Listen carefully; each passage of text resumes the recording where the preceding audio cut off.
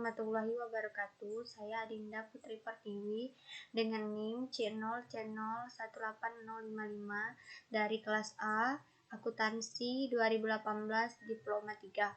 Di sini saya akan mempresentasikan hasil dari makalah saya, makalah akuntansi perpajakan yang berjudul Konsep dan Pencatatan dari Aset Tidak Berwujud dan Kewajiban Jangka Pendek. Baiklah, selanjutnya di sini ada pengertian dari aset tidak terwujud.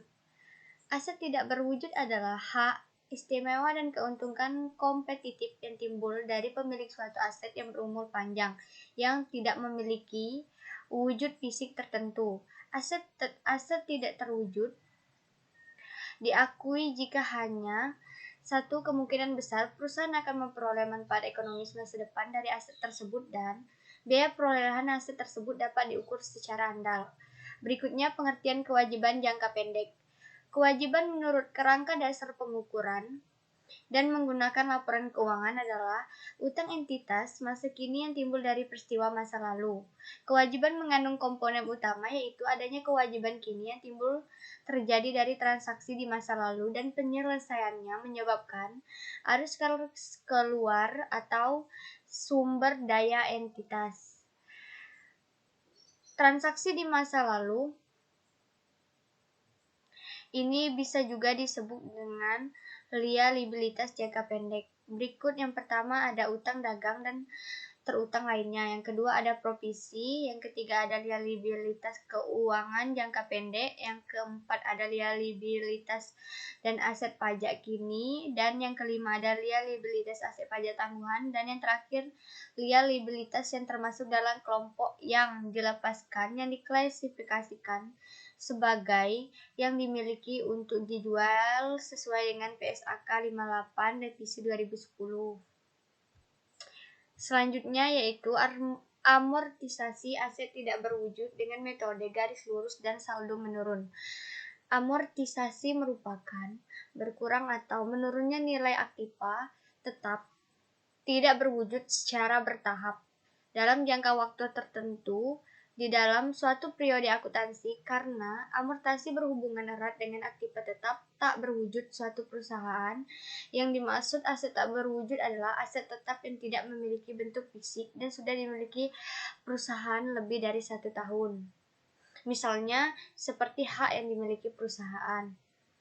Selanjutnya yang pertama yaitu metode garis lurus. Metode garis lurus yaitu perhitungan amortisasi aset tidak berwujud dengan cara menyamakan pembebanan biaya yang dialokasikan di setiap tahun. Dengan kata lain, nilai penyusutan yang dialami setiap tahunnya selalu sama. Untuk memperjelas, berikut studi kasus dan cara penulisannya. Nanti itu akan dijelaskan di slide berikutnya. Yang kedua yaitu metode saldo menurun. Metode saldo menurun itu yaitu perhitungan amortisasi dengan cara mengalokasikan pembebanan biaya yang mana dihitung semakin menurun setiap tahun. Penurunan beban tersebut sering bertambah masa manfaat yang dirasakan perusahaan, sedangkan pada masa manfaatnya yang terakhir dilakukan penyusutan sekaligus atas nilai sisa yang ada. Karena perhitungannya seperti itu, maka biaya penyusutan pada tahun pertama akan lebih besar daripada tahun kedua, begitupun seterusnya hingga masa manfaatnya habis. Selanjutnya yaitu klasifikasi kewajiban jangka pendek. Klasifikasi kewajiban jangka pendek itu, yang pertama, entitas harus mengharapkan akan menyelesaikan kewajiban tersebut dalam siklus operasi normalnya. Yang kedua, entitas memiliki kewajiban tersebut untuk tujuan diperdagangkan. Ketiga, kewajiban tersebut jatuh tempo untuk diselesaikan dalam jangka waktu 12 bulan setelah periode pelaporan. Dan yang terakhir, entitas tidak memiliki hak tanpa syarat untuk menunda penyelesaian kewajiban selama 12 bulan. Selanjutnya, contoh kasus. Di sini ada contoh kasus pada metode garis lurus, perhitungan dan penulisan jurnalnya. Dan berikutnya juga dan selanjutnya pencatatan pajak atas kewajiban jangka pendek. Penyajian ikhtisar utang pajak yang baik dan teratur akan mempermudah penelitian atas kewajiban pajak dan pemahamannya. Utang pajak yang dimaksud dapat mencakup hal-hal sebagai berikut. Yang pertama, utang pajak penghasilan. Yang kedua, utang pajak penghasilan yang